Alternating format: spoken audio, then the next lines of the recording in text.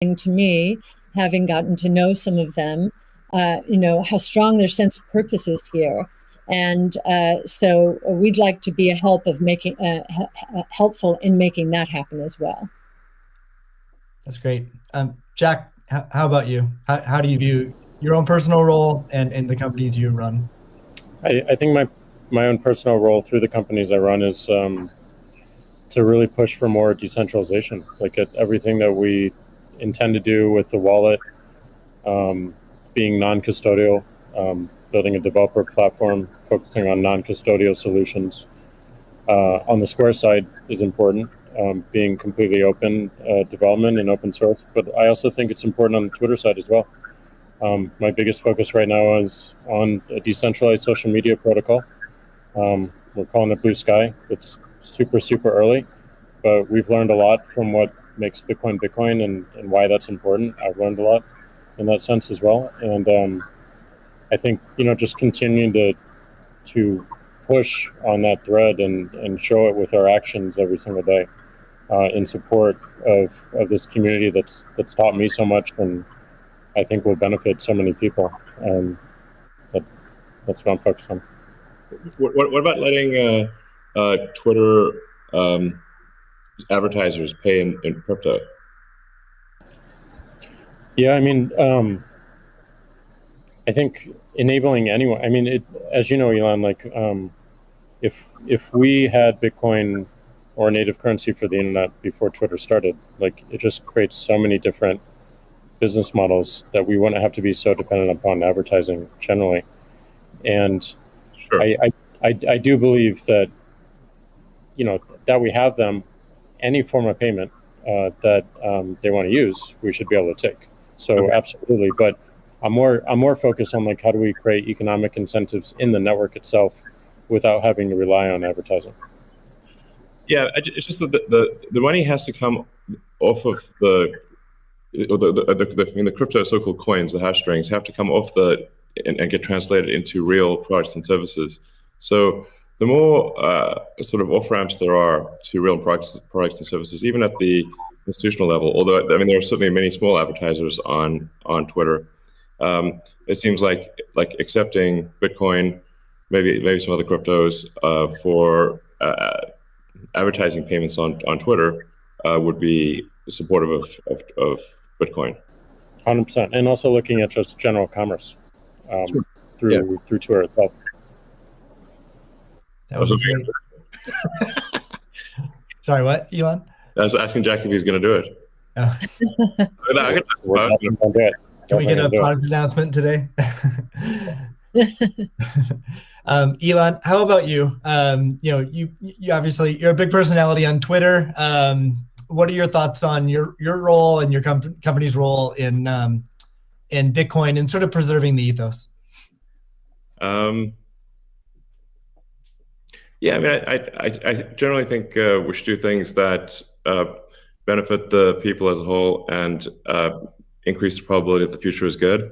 So, I think to me it just seems self-evident that we should kind of take these set of actions most likely to make the future good. And I think probably crypto or some of the cryptocurrencies will make the future better, most likely. It's not, I always think of these things in terms of probabilities, but I think it's probably better for there to be a prosperous Bitcoin, Ethereum, Dogecoin, maybe some others in the future. And I think it can have an empowering effect for individuals and increase the power of the individual relative to government.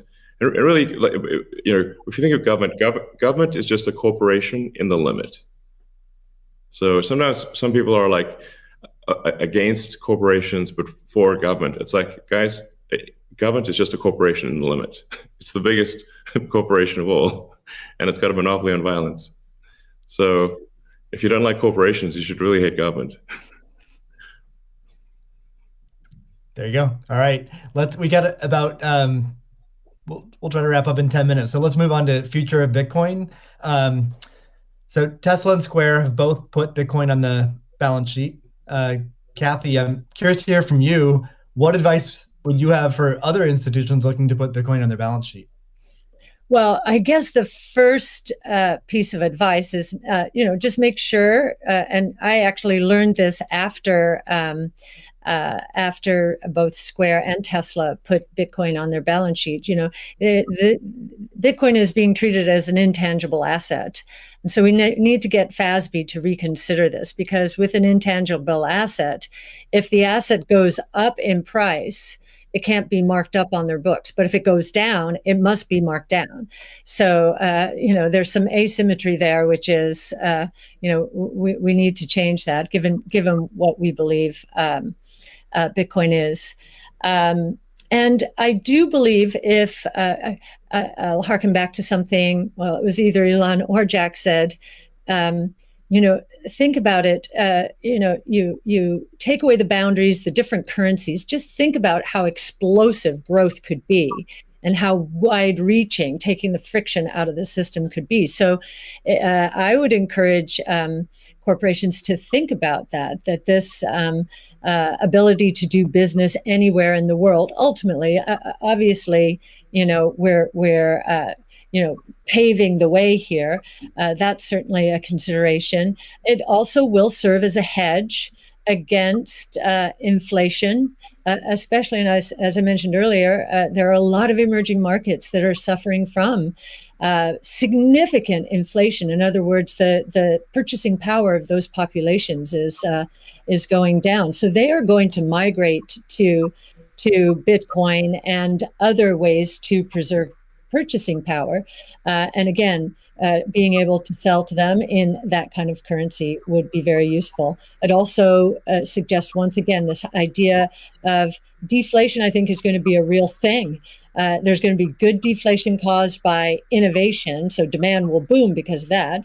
There's going to be bad deflation because so many companies out there have not been investing enough in innovation. Their products are going to go obsolete, and they're going to be stuck trying to service the debt that they piled on because their shareholders wanted profits and wanted them now.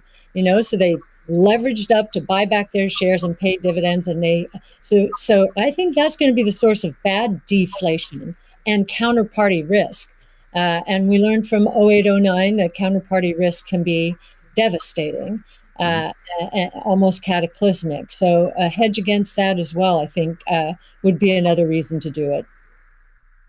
Great. Yeah, it's funny. It kind of like Tesla's bank balances in Europe have negative interest rate.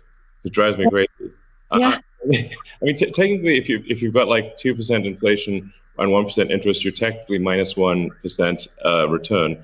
But nonetheless, it is quite annoying to just see your bank balance drop in real time in Europe. Europe has negative interest rates. This is insane. Yeah. Paying the banks to hold the bank to keep your money. I'm like, what? It is crazy. Like, what? We definitely move that into Bitcoin. I believe Ray Dalio said, "Buy Bitcoin and not bonds." So there you go. Mm-hmm. Yeah. Jack, you've talked about design being an underfunded area in Bitcoin, and Elon earlier mentioned usability could improve a lot. I don't think anyone's going to argue with that. What do you see as the future of how can design impact Bitcoin?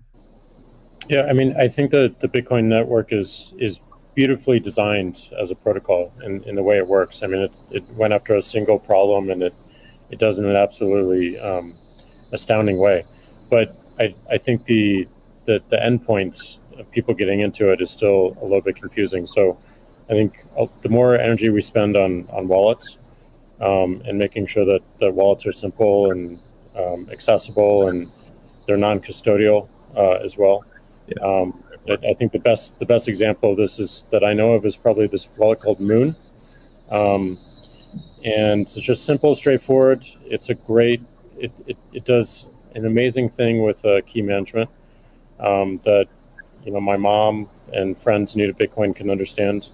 Does amazing in storage, and it also has a very clever implementation of Lightning, so that you can use it in a transactional way without having to think about it, just with QR codes in a way that makes sense. So more work like that, I think, really brings us forward.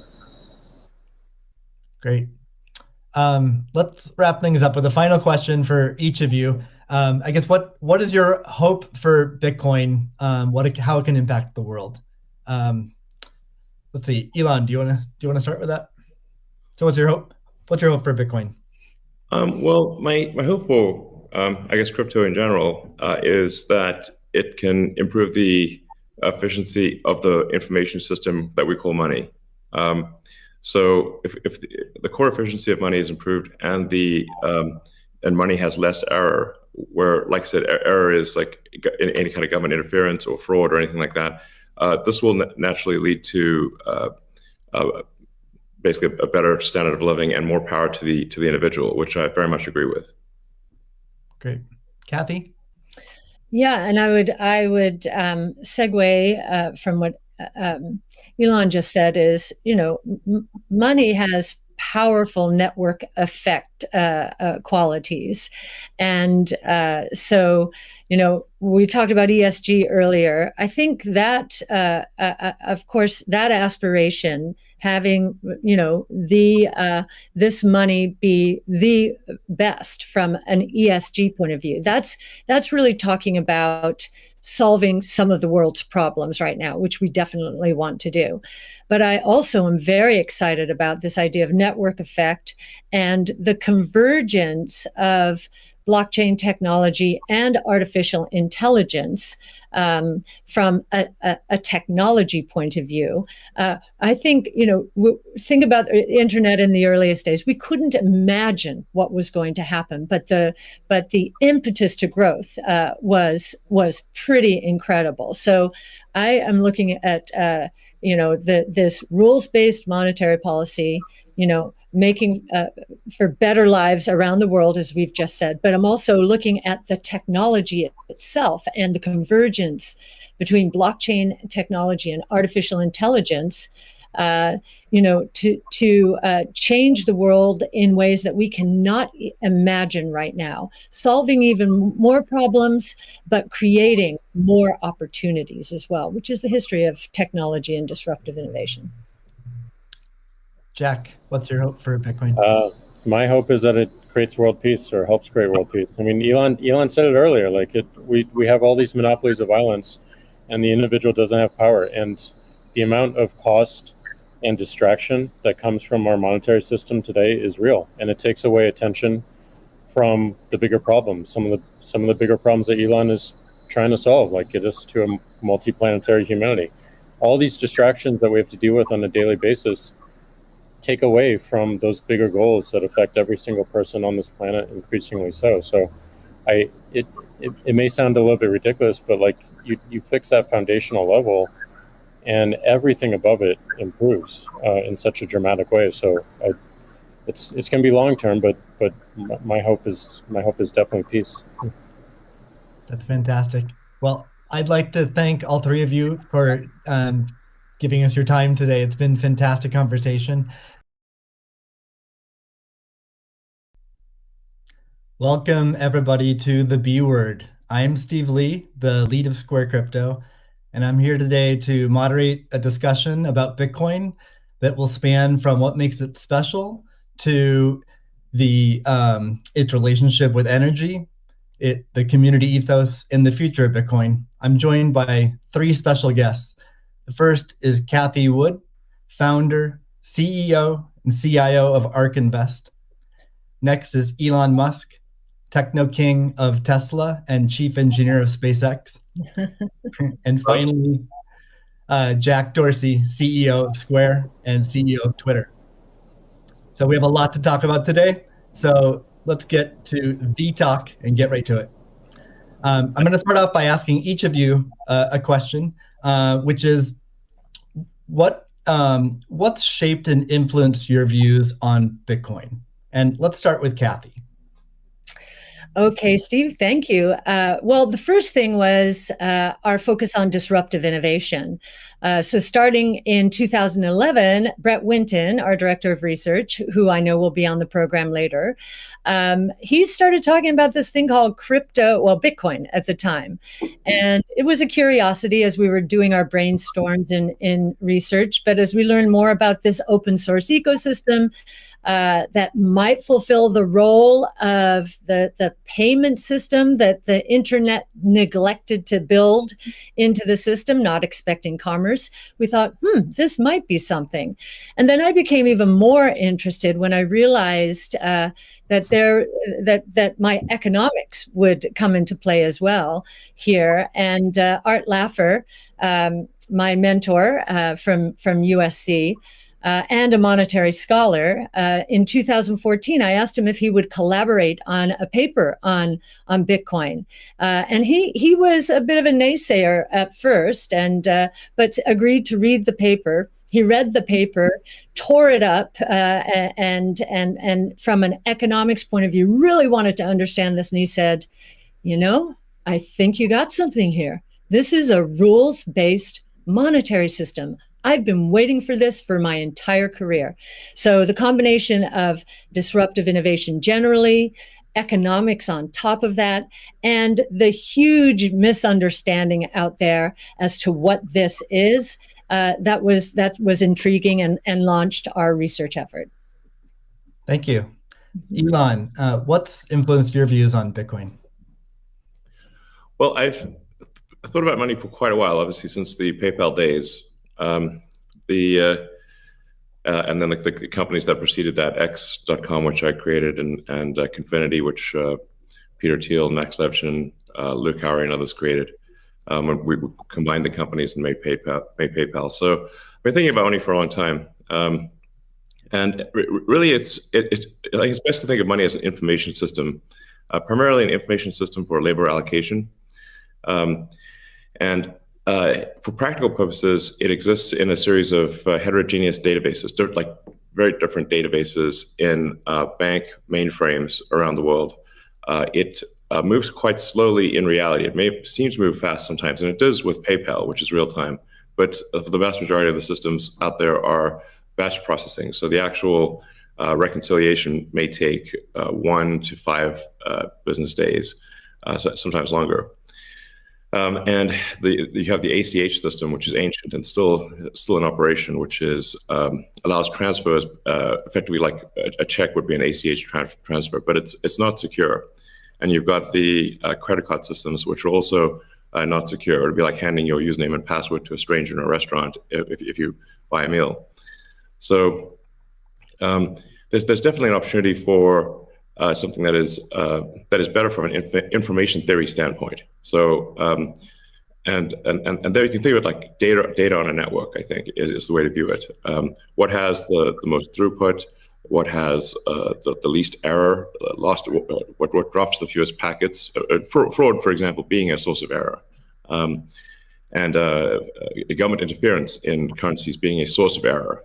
But it's fundamentally an information system. So I think it makes sense to support something that improves the quality of information with which we conduct the economy.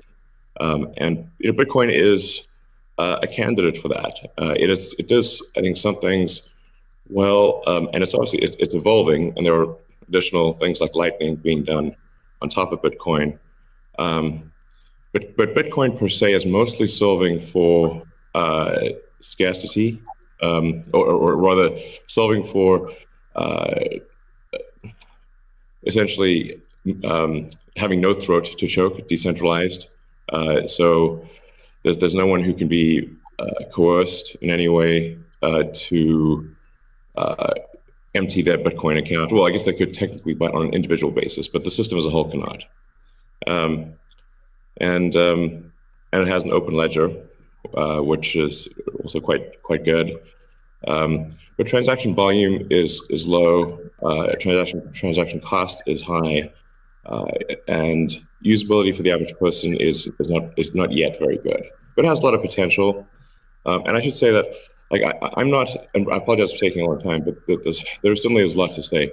In general, I'm a supporter of Bitcoin and the idea of cryptocurrency in general.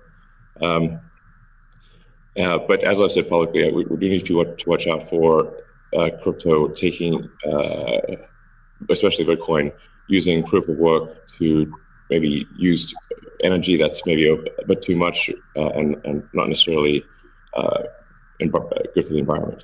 So, but on balance, I support Bitcoin, and I'm not an investor. The only publicly traded stock I own is Tesla, and the only significant thing I own outside of Tesla is my SpaceX stock that helped create both companies. So, but apart from that, I do own Bitcoin, and Tesla owns Bitcoin, SpaceX owns Bitcoin, and I do personally own a bit of Ethereum and Dogecoin, of course. So. Okay, great, thank you. And we'll get into some of those issues in more depth as well. Jack, how about you? What shaped your views of Bitcoin? The network and the community. It's deeply principled. It's weird as hell. It's always evolving, and it just reminded me of the internet when I was a kid. And I encountered alt cypherpunks when I was fairly young, and this was a topic of discussion for years. I didn't touch it until 2008 when we started Square. Elon and teams at X and PayPal inspired a lot of what we were trying to do, trying to bring in more to a physical world, but we encountered this crazy predatory system that was slow, that was obtuse. And I think, one of the things that we tried to do, which X and PayPal also tried to do, is build an abstraction layer around this complication and around this predatory nature that the financial industry can tend to be, and make it work for people. But when I saw Bitcoin in 2009, you see a chance to replace the whole foundation. And everything that Elon was talking about in terms of ACH and the credit card networks were built with very different agendas in a very different time frame. And it's crazy that they still exist, and they have scaled, but they just are not relevant to today, and they're certainly not relevant to the future, especially when you consider the entire world and countries like Nigeria or Ghana or India, and its interconnection with countries like the United States and Canada and all over Europe.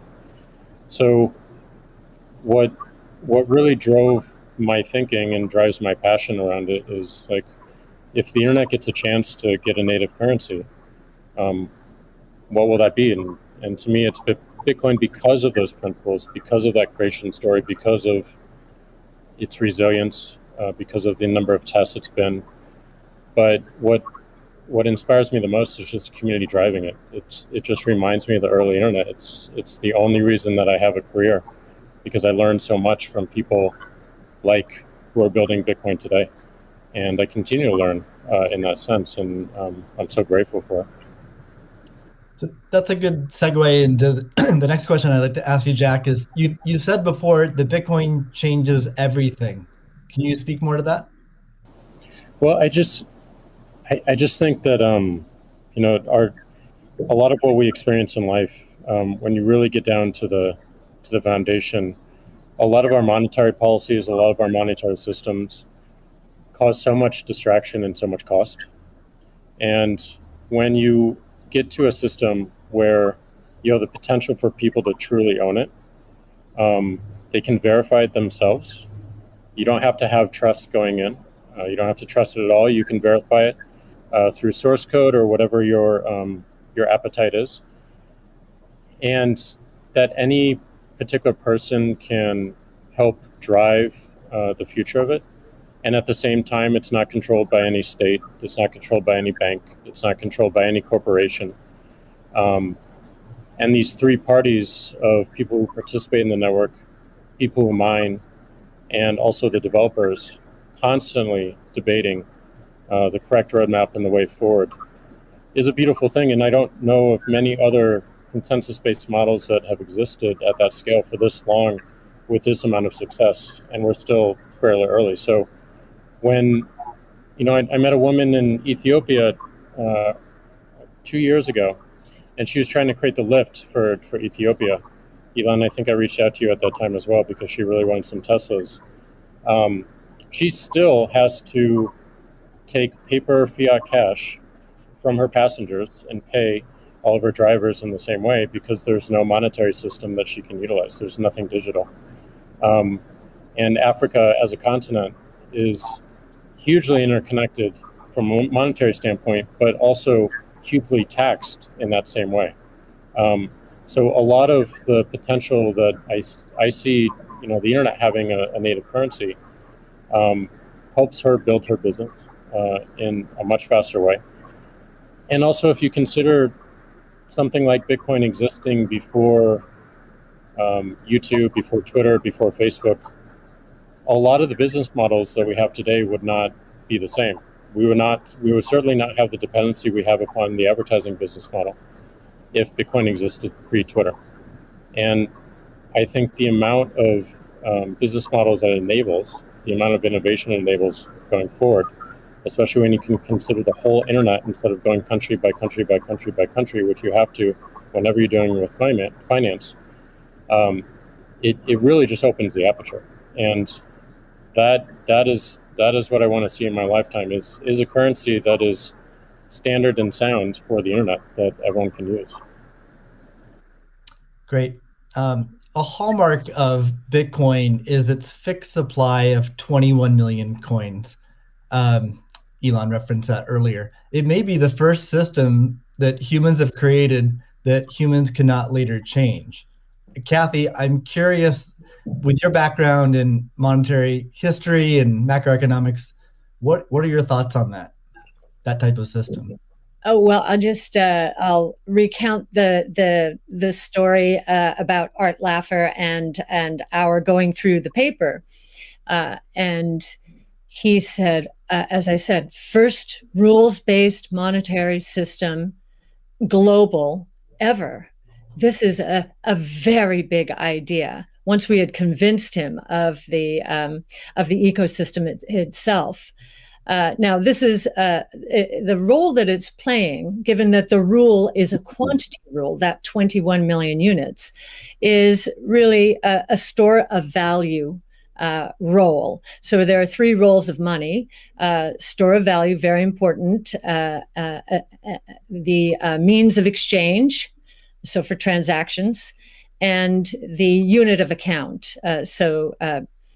Every good priced in terms of whatever the unit is. So store of value is its primary use right now. The others exist. Unit of account, reserve currency of the crypto asset ecosystem. That's being seeded a little bit towards stable coins right now. But the store of value is a very big role. And means of exchange with apps built on top of the Bitcoin blockchain, we think is going to become more of a reality. Right now, high value transactions take place over Bitcoin, and that is a very useful role. So we look at those, and I remember saying to Art, "How big could this be?" And he said, "Well, how big is the U.S. monetary base?" Well, today it's $8 trillion. $8 trillion. At the time we were talking, it was $4 trillion. So we've gone through another crisis since then. And so this store of value, this idea that purchasing power will go up over time if demand rises relative to supply. Supply ultimately fixed at 21 million units. That's a very good thing. Purchasing power going up globally around the world. And this idea that it's a hedge against confiscation of wealth. And that can take place in a myriad of ways. But inflation, and especially hyperinflation in emerging markets, is the primary way. Talk about destroying purchasing power. So that's a very big idea. And I'll also mention deflation. In some ways, it's a hedge against deflation. I know some people are confused that we at ARC think that we're in a deflationary environment here in the United States. If that is true, the odds of a hyperinflation in the rest of the world, especially in emerging markets, is also true. So, but this deflation, and we learned from 0809, there's counterparty risk associated with deflation. And I think Bitcoin would be a hedge against that eventuality as well. So it's a very big idea. Right. I suspect among us, there's not a lot of debate about Bitcoin's potential as a store of value. But Jack, you referenced earlier it being or becoming the native currency of the internet. Can you speak more to that, and also how it relates to maybe how institutions think about it? Yeah, I mean, like just simple example. If I happen to be in Ghana and my family is in Nigeria, currently I can take anywhere from and I need to send money back, anywhere from 10 to 30% off the top just to send that money back. Whereas if you just focus on the worldwide remittance problem, Bitcoin solves so many of those problems today instantly without having to go through any intermediaries or any slowness or complicated systems that a corporation or a state created. So I think having sound money with that is separate from the state is the idea. Having it completely verifiable by everyone, including the state, including corporations, including individuals, including developers who want to build on top of it, is quite powerful, and that's what keeps it secure and strong. And I think that's we need more of that, which is why this one of the reasons why this conversation is so important is as entities come into the space, it's not just buying an asset and holding on to an asset and treating it as an investment. There's something special that created this, and something precious and something very unique, which has to be protected, and we need to do whatever we can to help that thrive as well. Elon, I'm curious your opinion on this. You mentioned earlier about Bitcoin's throughput, or the importance of throughput, maybe some concerns around Bitcoin. Can you speak? Do you think Bitcoin can become peer-to-peer cash? Well, Bitcoin does have a fundamental scarcity limit at the base layer that's designed in. That doesn't mean you can't have some layer 2 system in theory like Lightning. And I understand Lightning is doing well in some small countries. There's some question mark as to whether you need a money transmitter license. Just a debate as to whether that's needed, given that it is not open ledger. So that's a whole separate debate, of course. But Bitcoin by itself simply cannot scale to be the monetary system for the world at base layer. But with a second layer, this is possible depending upon how that second layer is implemented. That's part of why I think there may be some merit to something that may seem silly, like Ethereum, like Dogecoin. I think Ethereum also, like I said, the three things I own outside of SpaceX and Tesla, and obviously it's a Neuralink and Boring Company, but of any significance are Bitcoin by far, and then some Ethereum and some Doge. So if the price of Bitcoin goes down, I lose money. I'm not sort of I might pump, but I don't dump. It's not a case of. I definitely do not believe in getting the price high and selling or anything like that. And I would like to see Bitcoin succeed. I think there's some merit to. This is not a slam on Bitcoin. There's some merit to considering something that has higher max transaction rates. And a lower transaction cost, and kind of seeing how far you could take a single layer network where the exchanges act as a de facto second layer. I think you can probably take that further than people realize. And as bandwidth increases over time, latency decreases. SpaceX's Starlink is actually playing a role in this. And I think long-term people will probably have access to worldwide access to gigabit level connectivity at low latency, and so at low cost. And so then your your base layer could do a lot of transactions if you take that into account. So yeah, but like I said, Bitcoin with a layer 2 system, so they could scale to do a vast number of transactions. Same goes for Ethereum. Question about the scaling at the layer 1. The concern from the past 5 years of debate in the Bitcoin community is that would sacrifice too much decentralization and hurt the censorship-resistant properties of Bitcoin. I'm curious if what are your thoughts on that? Are you sensitive to that? And are you concerned about losing some of the special properties of Bitcoin or another cryptocurrency by scaling at layer 1? Yeah, I mean, these things are, it's helpful to use the physics tools of thinking and say, scale up, scale down, and see if it still makes sense. So if scaling up the transaction block doesn't make sense, why don't you scale it down? And have it be, so that somebody, with a laptop from 2008 can still run a Bitcoin node. Why not slow it down? Oh, you want to slow it down? Well, maybe you're at the wrong number then.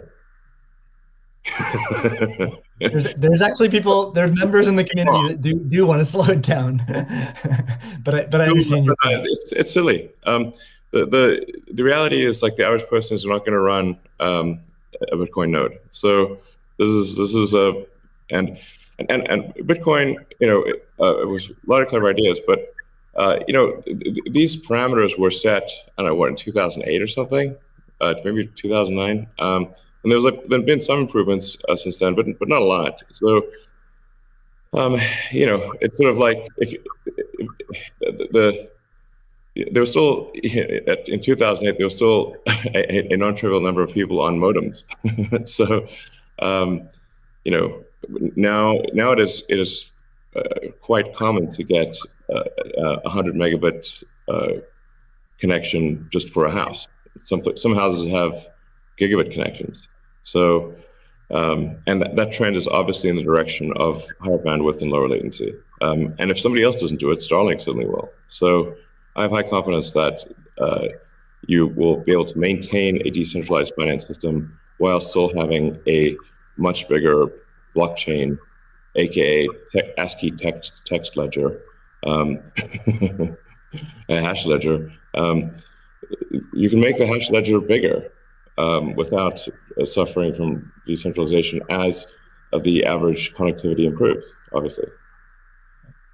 One idea would be to to put a Bitcoin full node in Starlink terminals. That way more people would be running it. Actually, I have run this by the team at one point. I had this idea, which is kind of off the wall, but let's say you need a little space heater. And normally your space heater would just be pure entropy. Well, what if that space heater was also a Bitcoin, Ethereum, Doge mining node? Pick your currency. And so then you'd be heated up, and you would also mine your crypto and have connectivity in one. I love that idea. Yeah, I mean, better than running a space heater. Absolutely. Are there any other, so you're drawn to Dogecoin a little bit. Are there any other gaps in Bitcoin that you see that cause you to be drawn towards Dogecoin? Oh, I think, I mean, I think there's Doge has, the Doge community, I think, is somewhat irreverent, obviously, and has great memes and loves dogs, and I love dogs and memes, and it doesn't take itself too seriously, and I think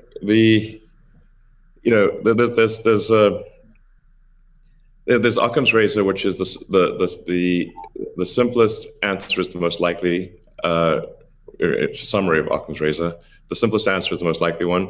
Then there's a friend of mine came up with a variant on that the most ironic outcome is the most likely one. And then I have a variant on that, which is the most entertaining outcome is the most likely one. So if that is true, then the most ironic and entertaining outcome would be that the cryptocurrency that was started as a joke to make fun of cryptocurrencies ends up being the leading cryptocurrency. That would be the most ironic outcome. Jack, what are your thoughts on that? Is Bitcoin resilient enough to overcome that? I think it's resilient, but also I think like you find, I mean, that's what attracts me to Bitcoin in the first place is the irreverence. A lot of that just brings it forward, and you know, at first go, it makes it a little bit inaccessible, but as people get into it, it makes it more accessible and more spreadable. And I absolutely think the resilience is there. I think it's important to have fun as well. And anyway folks can express themselves. I think that goes back to the main idea of like, how do we create a native currency for the internet? Anything that goes towards that path, like that's whatever wackiness or fun we can have along the way, that's going to make it a lot more enjoyable, and it's going to make a lot more people want to use it. I'd also point out there's nothing stopping someone from creating a Bitcoin wallet that's like fun and has memes, has dogs. That's possible as well. Great. Let's move on. Right now at this point. Let's move on to the next topic, which is Bitcoin and energy. It's a really hot topic that lots of people are talking about. Let's start with Elon. You've been vocal on this. You've said that. I mean, you said many things about it. You've also said that Tesla will resume payments in Bitcoin payments if the renewable energy is approximately 50% and sort of looks like it's on a positive future trend. What do you think the state of things are with respect to that? Yeah, so I do think that there appears to be a positive trend in the energy usage of Bitcoin. Actually, part of this is due to the drop in Bitcoin price. I mean, what I observed, or what I thought I was seeing, there may be some disagreements on this, but from when Tesla announced that it had acquired Bitcoin and was doing Bitcoin transactions, there was a massive run-up in the Bitcoin price, and also a massive increase in the amount of energy used to mine Bitcoin. And I think I understand renewable energy quite a bit. I mean, Tesla does solar and interacts with a lot of wind generation through our mega pack, because basically need to store energy from wind and from solar.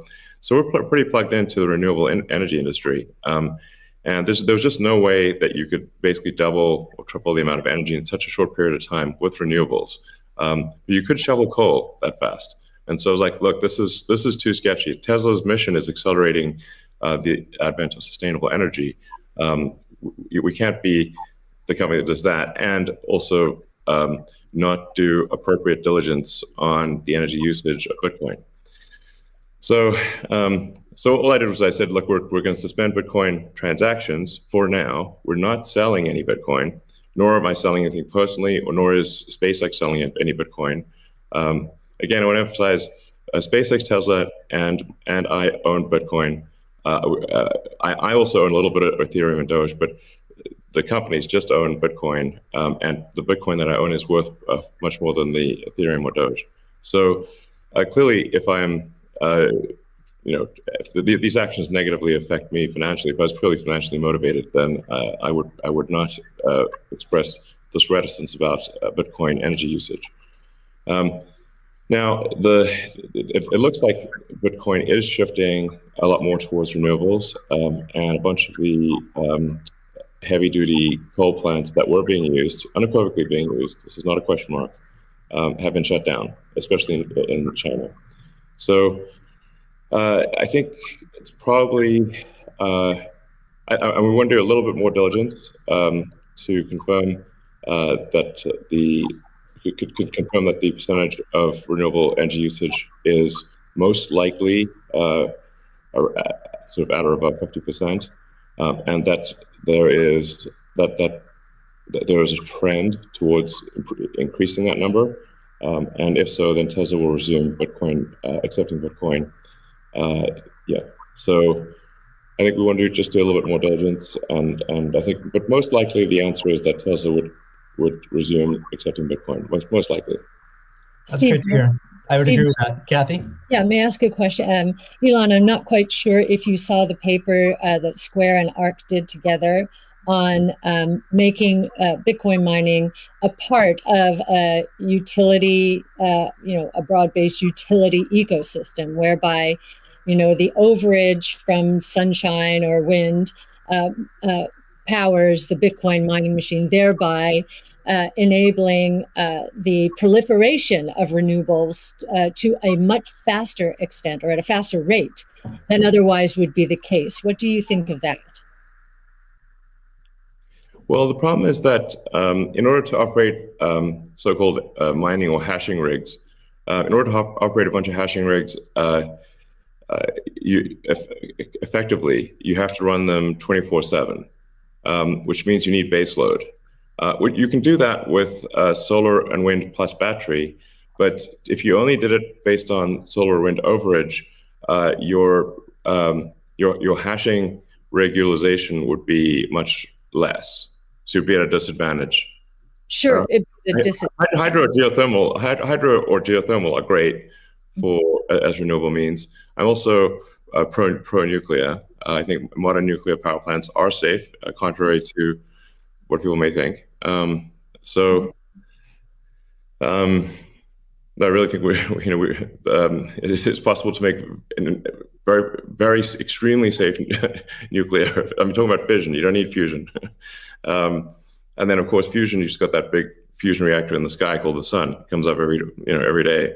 But I think a combination of solar and wind plus stationary storage will get you that base load, so you can run hashing 24/7. Okay, Jack, I'm curious. You've stated that Bitcoin incentivizes renewable energy. That's what we're talking about now. Do you have any additional thoughts on that?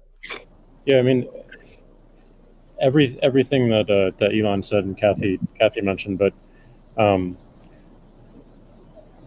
it's also incentivizing a lot of innovation in just energy space and just like looking at unused energy. There's a company called Great American Mining that caps the methane flares on oil fields to power their rigs. And you just imagine, and you mentioned nuclear, Elon, as well, and just imagine all the unused energy that is just being wasted every single day.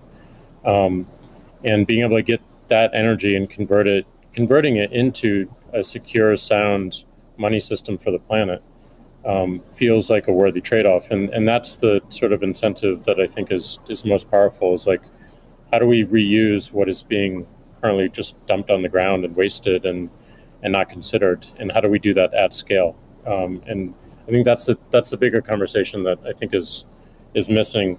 But I agree with everything that Elon has said, and also the paper we put forth. I'm curious if any of you have thoughts on how what the industry can do to accelerate the transition to renewable energy. And like Elon specifically, could Tesla Energy or Starlink play a role? Well, I think Tesla can play a role. Tesla's literal reason for existence. The reason I've put so much of my life energy into Tesla, which is a lot. In fact, I would say that I've had some pretty tough life experiences, and Tesla is responsible for probably 2/3 of all personal and professional pain combined. Just to give you a sense of perspective there. So this is a hella hard situation. But we do solar, commercial solar, solar retrofit, as well as the solar roof, and we make consumer battery packs called Powerwall for houses and small businesses, and then the utility scale, which are gigantic. These we've done now a number of gigawatt hour installations. That's a lot. That's a lot. And a lot of them actually have been for load leveling the grid. Mostly they are, and combined with the first really big one we did, which is 100 megawatt installation in Australia. That's actually helped stabilize a huge portion of the South Australian grid. because it's able to react so fast. In fact, at first, because they've got a billing system in Australia that I think works at the sort of millisecond level, and we were operating at the microsecond level. So the system was operating so fast that the measuring system couldn't see it. But so Tesla's certainly doing a lot to enable renewables, especially wind and solar. And in fact, the limiting factor for us right now is cell production. So we need to both internally get the Tesla internal battery cells produced, as well as increase supply from suppliers. And generally, when I talk to our suppliers and they say, how many cells would you like us? How many cells can you make? Because sometimes they're like concerned, like, well, is Tesla going to compete with them on cells? I'm like, no. If you want to make the cells, be our guest. It's just that we need a crazy number of batteries, and they need to be done. It obviously needs to be mined and produced and manufactured in an ethical and environmentally sound way. So, at Tesla, we really do aspire to be the good guys, like, to be a company that people can believe in. It doesn't mean we don't make mistakes, but that's what we try. So, but I think generally hydro, especially existing hydro, is good for mining. Geothermal, there's lots of places in the world that have geothermal energy. Like I said, nuclear is also good. I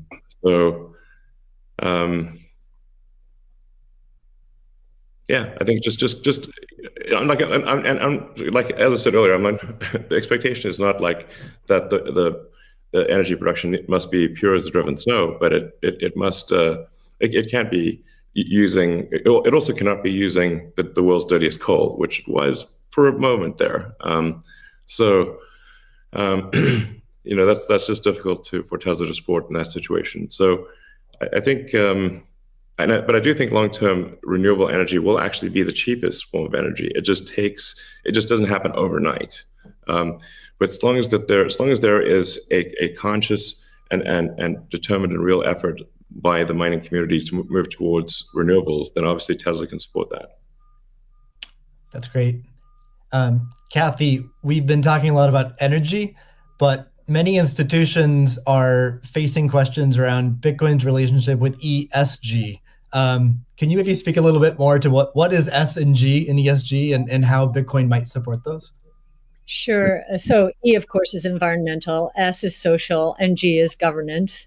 And there is a massive movement afoot in the institutional world, especially, to embrace ESG and make sure that their asset managers are doing the same. So if we've just talked about environmental, and I really do believe that Bitcoin will be much more environmentally friendly, certainly than traditional gold mining or the traditional financial services sector. In many ways, it already is. And it's just going to get better that way. In terms of social, I know that many institutions, when they are thinking of social, they think of diversity and equity, pay equity, and all of that. But from our point of view, the disruptive innovation point of view, social is much more than that. It is saving lives, of course, autonomous technology, that would be another topic for Elon. But in this case, allowing access to payment technology, as Jack is saying, everywhere around the world without friction. And just back to the remittance example, I think if I've got these stats correctly, there are certain countries in the world that are incredibly dependent on remittances for GDP. To Tonga, 37%, El Salvador, which just deemed Bitcoin legal currencies, 24%, Nepal, 24%. And I think the remittance industry globally, roughly 700 billion. So saving people these egregious fees, think about it, you're paying anywhere from 8% to, as Jack said, 30% of your $100 that you're sending back to your family. That is social responsibility, I would submit, as is just the economic empowerment that Bitcoin will enable. We've talked about that already. And I know that Alex Gladstein is going to be talking later about, the 4.3 billion people in the world who are hostage to authoritarian regimes, or the 1.3 billion who are living in double-digit and triple-digit inflation, if not more. Saving them from the destruction of their purchasing power certainly is a noble social goal. So we expand social to be much more than the traditional ESG community. And then on governance, you've got the transparency of the ecosystem. It's completely transparent, unlike the opaqueness of financial systems and the toll takers in the traditional financial world. And I think a huge part of governance in the Bitcoin ecosystem are the Bitcoin core developers. Now, before I met them, and I've had the pleasure and the honor of meeting many of them, that was a part of this ecosystem I didn't understand. But actually getting to sit down and talk to them, if I have a learning curve need, it certainly is on the technology side. But in terms of talking to them about economics, economic theory, failed monetary regimes historically, they know economic history, many of them, better than anyone I've ever met. So that gives me a great degree of confidence that, they do believe they are on a noble mission. They could be paid a lot more than they're being paid right now if they worked at Google or Facebook or some of these other areas. But they've chosen, this sense of purpose for a noble goal. And they have incredibly strong technology backgrounds. As well as a good understanding of economic history, especially monetary history. And it gives me a great deal of comfort as I think about the governance of the ecosystem, much more so than I think we would find in other financial ecosystems. And just to give you an example of that, I think 2 years, we were talking about, there's a big debate about reorganizations, I know, in the Ethereum network right now. Well, we saw the core Bitcoin developers and others at work back in 2019 when Binance tried to reorganize in order to reclaim 7,000 Bitcoin that were hacked. And they just wouldn't allow it. So we've already had some very good tests of the Bitcoin ecosystem, including developers. So that would be my answer. Thank you. And it's a great transition to the next topic area, which is Bitcoin ethos. And what is Bitcoin ethos? I mean, Bitcoin was born as open source and it's very transparent. There's also a staunch defense from the community around decentralization and a lot of the core principles of Bitcoin. So let's talk a little bit about that and what makes it special. Jack, Square has done a lot to support open source Bitcoin. Can you tell us a little bit about what Square has done and what advice you'd have for other institutions looking to follow in its footsteps? Yeah, I mean, I was very skeptical of corporations when I was a kid, and I'm still skeptical of corporations today. And, as we've used corporations to be, they've been great vessels for what we need to do and the ideas that we need to bring to the world. But, Bitcoin is not that. And when we were considering Bitcoin and how Square intersected, I was really concerned with how we don't disrupt the community in a negative way, how we promote what is amazing about it, and how we help it grow in that way, in the way that it wants to. So we created Your Team, Steve, which is Square Crypto, which is hiring open source developers to work on whatever they want and whatever they think is most important to help Bitcoin. We created an organization called Copo, which we gave up all of our crypto patents so that the community can use them in defense against trolls and some some crazy characters we won't name.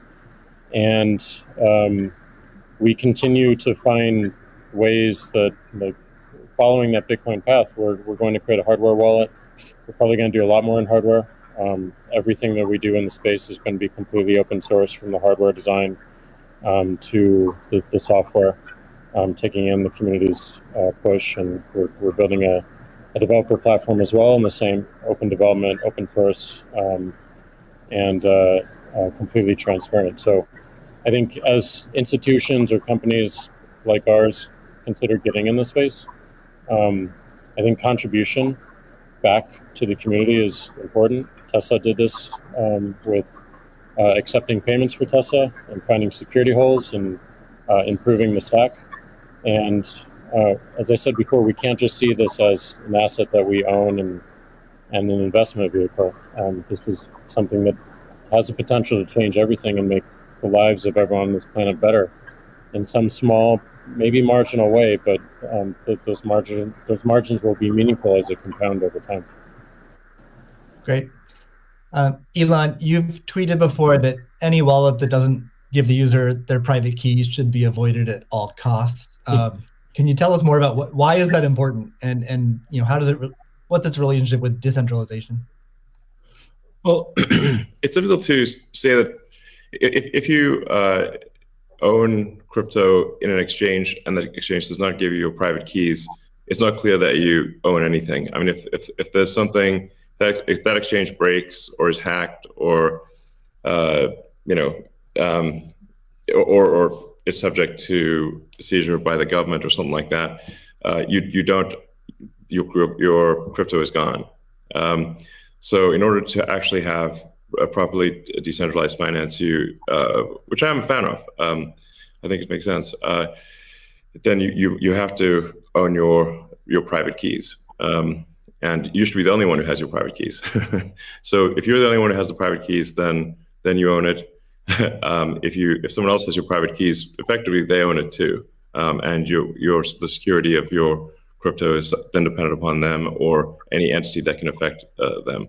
So I think what Jack's doing sounds like a good idea to have a hardware wallet that's the only thing that contains your private keys. I think that's like in terms of sort of empowering the people, which I very much believe in. Then I think you want to have people have their own wallets and be the only ones that have the private keys to that wallet, so-called wallet, the other side of the of the crypto. Right. I agree, and I think we'll see an emergence too of new solutions that use multi-sig, like with a 2 of 3 keys, where the user has 2 keys, and then you get assisted custody by having an institution hold a 3rd key. Can be a good solution as well. Yeah. Well, you can just put your private key in something that has dual access or voting access as an application on an existing network. Right.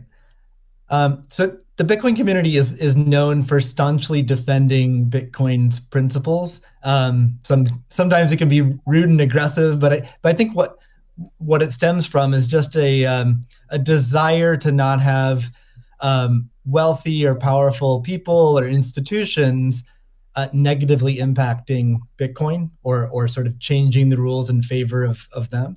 I'm curious to hear from each of you what role you feel like you and your own institutions, your own companies, what role can you play in Bitcoin, and how do you positively impact it without having these negative drawbacks? Kathy, maybe start with you. Sure. Yes. Well, ARC has stood for 2 things: democratization and transparency. We're the closest you'll find to a venture capital fund in the public equity markets, and I kind of feel that Bitcoin, or we have Bitcoin's DNA from that point of view.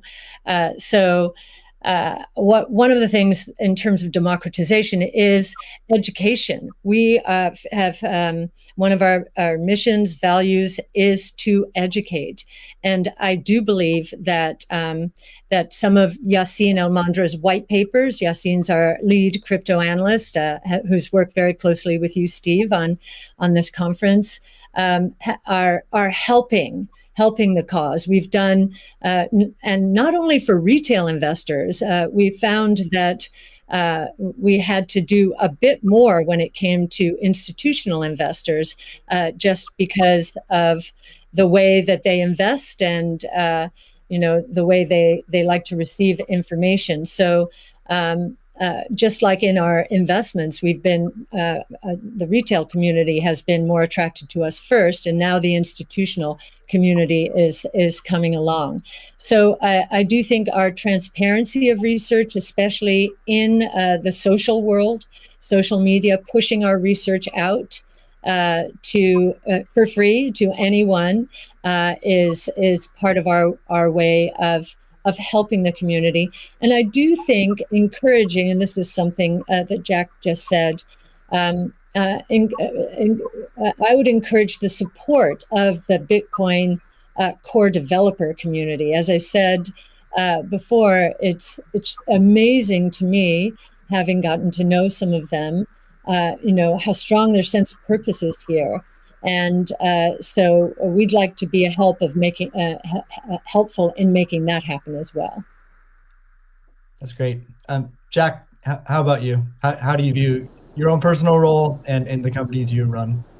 I think my own personal role through the companies I run is to really push for more decentralization. Like everything that we intend to do with the wallet, being non-custodial, building a developer platform, focusing on non-custodial solutions.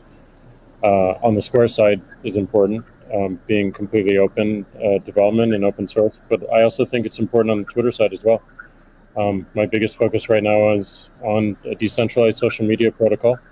We're calling it Blue Sky. It's super, super early, but we've learned a lot from what makes Bitcoin Bitcoin and why that's important. I've learned a lot in that sense as well. And I think, just continuing to push on that thread and show it with our actions every single day in support of this community that's taught me so much and I think will benefit so many people. That's what I'm focused on. What about letting Twitter advertisers pay in crypto? Yeah, I mean,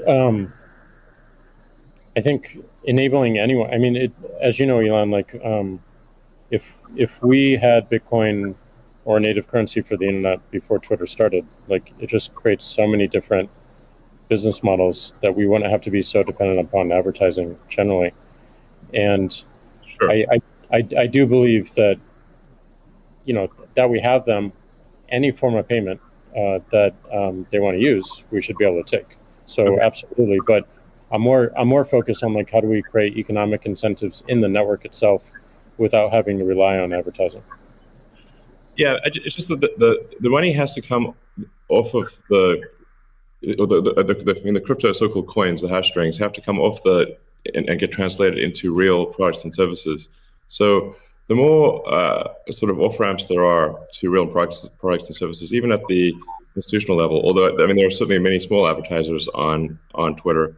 It seems like accepting Bitcoin, maybe some other cryptos for advertising payments on Twitter would be supportive of Bitcoin. 100%, and also looking at just general commerce sure. through Twitter itself. That was Sorry, what, Elon? I was asking Jack if he's going to do it. Oh. Can we get a product announcement today? Elon, how about you? You obviously you're a big personality on Twitter. What are your thoughts on your role and your company's role in Bitcoin and sort of preserving the ethos? Yeah, I mean, I generally think we should do things that benefit the people as a whole and increase the probability that the future is good. So, I think to me it just seems self-evident that we should kind of take these set of actions most likely to make the future good. And I think crypto, or some of the cryptocurrencies will make the future better, most likely. It's not, I always think of these things in terms of probabilities, but I think it's probably better for there to be a prosperous Bitcoin, Ethereum, Dogecoin, maybe some others in the future. And I think it can have an empowering effect for individuals, and increase the power of the individual relative to government. And really, if you think of government is just a corporation in the limit. So sometimes some people are like against corporations but for government. It's like, guys, government is just a corporation in the limit. It's the biggest corporation of all, and it's got a monopoly on violence. So if you don't like corporations, you should really hate government. There you go. All right. We got about, we'll try to wrap up in 10 minutes. So let's move on to future of Bitcoin. So Tesla and Square have both put Bitcoin on the balance sheet. Kathy, I'm curious to hear from you. What advice would you have for other institutions looking to put Bitcoin on their balance sheet? Well, I guess the first piece of advice is, just make sure, and I actually learned this after both Square and Tesla put Bitcoin on their balance sheet. The Bitcoin is being treated as an intangible asset. And so we need to get FASB to reconsider this, because with an intangible asset, if the asset goes up in price, it can't be marked up on their books. But if it goes down, it must be marked down. So, there's some asymmetry there, which is, we need to change that given what we believe Bitcoin is. And I do believe if, I'll harken back to something, well, it was either Elon or Jack said, think about it, you take away the boundaries, the different currencies, just think about how explosive growth could be and how wide-reaching taking the friction out of the system could be. So I would encourage corporations to think about that this ability to do business anywhere in the world, ultimately, obviously, we're paving the way here. That's certainly a consideration. It also will serve as a hedge against inflation, especially, and as I mentioned earlier, there are a lot of emerging markets that are suffering from significant inflation. In other words, the purchasing power of those populations is going down. So they are going to migrate to Bitcoin and other ways to preserve purchasing power. And again, being able to sell to them in that kind of currency would be very useful. I'd also suggest, once again, this idea of deflation, I think, is going to be a real thing. There's going to be good deflation caused by innovation, so demand will boom because of that. There's going to be bad deflation because so many companies out there have not been investing enough in innovation. Their products are going to go obsolete, and they're going to be stuck trying to service the debt that they piled on because their shareholders wanted profits and wanted them now. So they leveraged up to buy back their shares and pay dividends, and so